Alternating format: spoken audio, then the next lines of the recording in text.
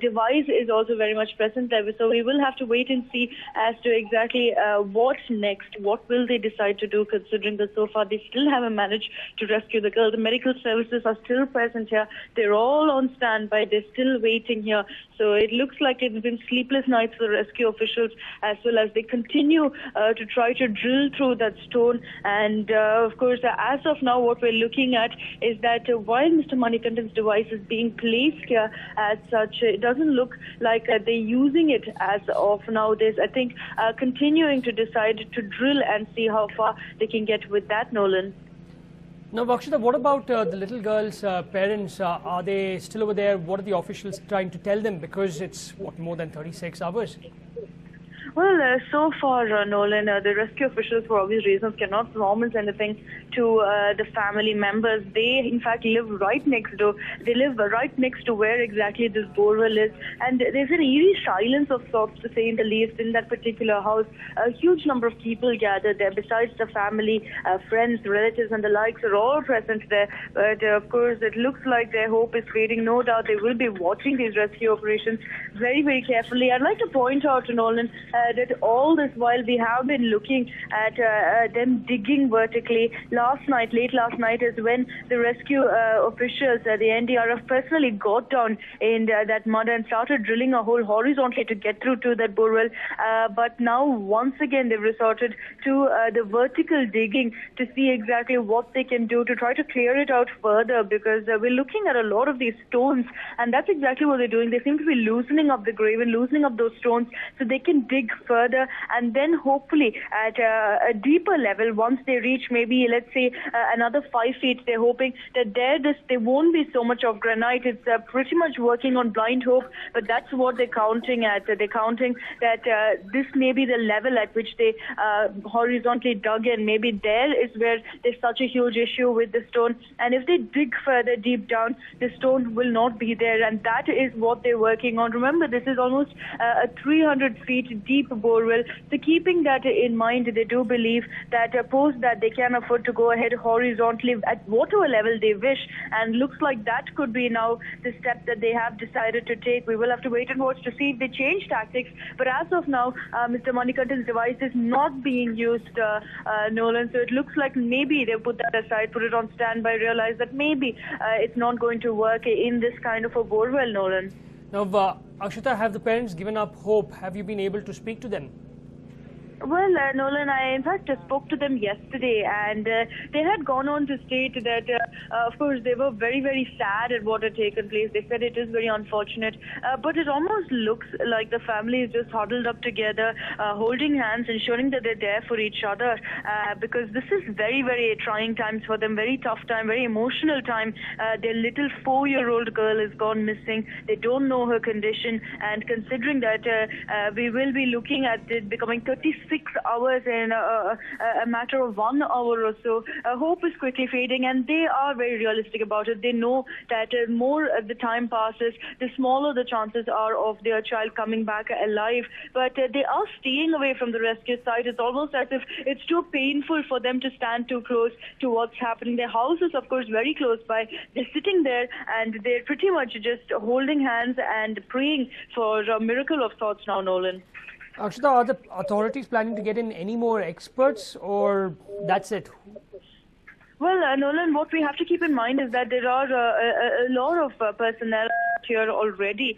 Localites, of course, not too many, but with regards to the professionals, we're looking at about 35 NDRF personnel who were brought in here yesterday. They have been working day in and day out. They came in from Pune, and of course, Mr. Manikandan is here.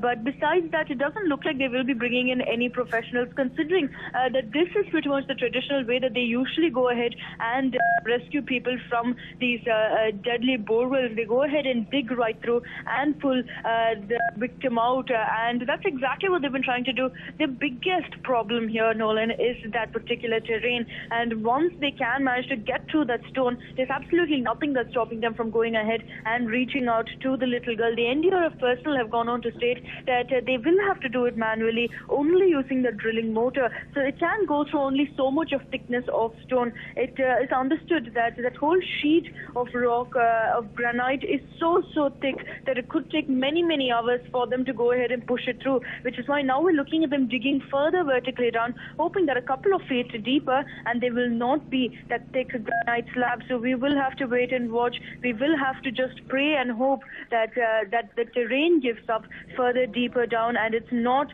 that thick slab of granite anymore, Nolan. Now, has the work started once more? Have they begun digging the ditch?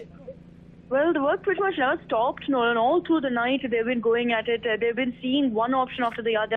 As soon as they realized that the robotic arm is not going to be doing it, they once again resumed the digging. In fact, even as they were using the robotic arm, they continued this to ensure they did not lose out on time, which is something that we noticed yesterday as well. Even though Mr. Manikantan arrived, we have been looking at them going ahead and continuing the digging to ensure that they still have options at hand, to ensure that they continue from both sides to rescue the little girl. And that's exactly what's taking place here. They haven't stopped at all, Nolan. Also, they've been digging, and now, of course, they're continuing that process that we've been looking at all day, where they are using, where they're drilling the stone, where they're loosening the soil, and then going ahead, bringing a JCB, digging further, so it becomes very deep, and then maybe we could look at them once again drilling horizontally to reach that particular bore well, Nolan. Right, Akshita, thank you very much for all those details. We'll keep coming back to you for more updates.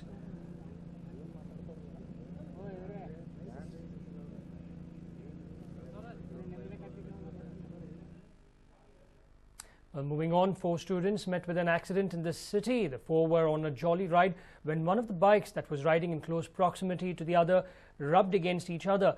Now, the bikes lost balance and one of the bikes rammed into the divider, while another crashed onto the footpath. Now, one of the riders died on the spot, while the others suffered injuries.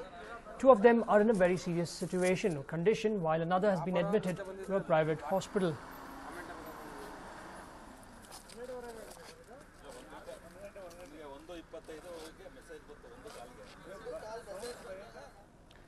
Four students met with an accident in the city. Now, the 4 were on a jolly ride when one of the bikes that was riding in close proximity to the other rubbed against it. We're told that the bikes lost balance and one of the bikes rammed into the divider, while the other crashed onto the footpath. And one died on the spot, while the other was rushed to the hospital with serious injuries.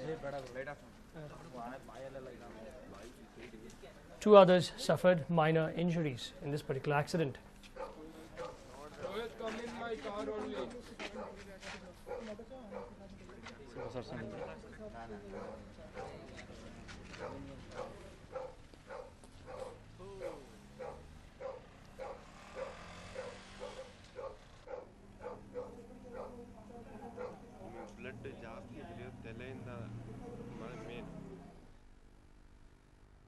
Now, a report prepared by the Environment Ministry shows serious environmental damage that could affect the livelihood and resources of millions across the country. Do take a look. According to reports, 25% of India's total land is undergoing desertification, while 32% is facing degradation that has affected the country's productivity.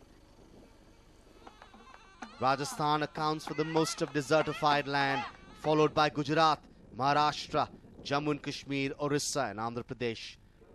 The report has been jointly prepared by the Environment Ministry and the Indian Council of Forestry Research and Education. The report also warns of climate change, further challenging the livelihood of those living in sensitive ecosystems. It says that could result in higher levels of resource scarcity. India occupies just 2% of the world's territory, but is home to 17% of its population, leading to overuse of land and excessive grazing. Along with changing rainfall patterns, climate change also constitutes desertification. Land is becoming barren, degradation is happening, forests and climate change. A lot of areas are on the verge of becoming deserts, but it can be stopped. The Union Minister has announced that the ministry aims to make India desertification neutral by 2030. He said that his ministry, in collaboration with the Ministry of Agriculture and the Ministry of Water Resources, will strive to make India desertification neutral. Will this remain a mere promise, or will action be taken? A News9 report. Now, Poonam Pandey visited the cultural city of Mysore to promote her film Love is Poison. Now, she's making her sandalwood debut with an item number in this movie. The controversial actress did not mind the rains. Poonam, who was in Mysore, visited jungle Jackie Rakesh's house to convey her condolences to the late actor's family. She was accompanied by Love is Poison director Keshav Murthy and music director Sai Kiran. Poonam was seen consoling Rajesh's mother, who broke down on her visit. She then visited Rajesh's grave to pay her respects. मैं यहाँ पे movie promote नहीं करने आई थी। यहाँ पे बहुत पहले आने वाली थी राजेश की मम्मा से मिलने, पर मैं मिल नहीं पाई और मुझे अभी मिलने का मौका मिला। आखिर में उनके बेटे की पिक्चर है, वो यहाँ पे नहीं है अपनी मूवी प्रमोट करने के लिए, तो मैंने सोचा मैं यहाँ पे एटलीस्ट उनकी मॉम को मिल के आऊँ। Poonam also visited Chamundeshwari temple in Mysore. She offered puja to the deity and she was privileged to visit the temple. Poonam also said that she supported Brazil in the ongoing Football World Cup. When questioned about what she would do if Brazil won it, she said, हम लोग एक temple के बाहर खड़े हैं और मुझसे इतना पाप मत कराइए। मैं ये नहीं अभी बोलूँगी। I will say later. Poonam Pandey had made a bizarre promise in 2011 if the Indian cricket team won the World Cup. Now, one has to wait and see what she will do if Brazil wins the Football World Cup. From News 9, Mysore.